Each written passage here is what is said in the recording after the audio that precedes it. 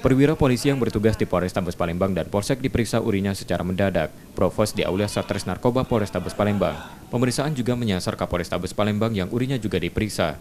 Dalam pemeriksaan dilakukan secara ketat, dengan menempatkan petugas Provos di sekitar toilet untuk memastikan tidak ada manipulasi. Razia tersebut dilakukan sebagai pembersihan penyalahgunaan narkoba di lingkungan Polri.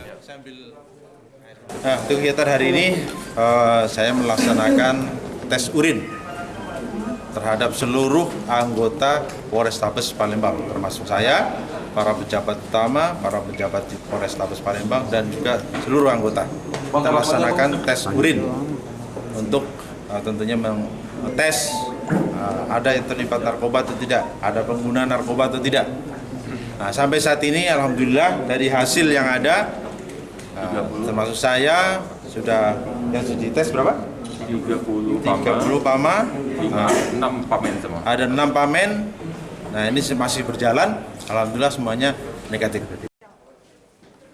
Razia yang sama akan terus dilakukan secara berkala agar tidak ada polisi di lingkungan Polrestabes Palembang melakukan hal tersebut. Yudi Kiswanto, Kompas TV, Palembang, Sumatera Selatan.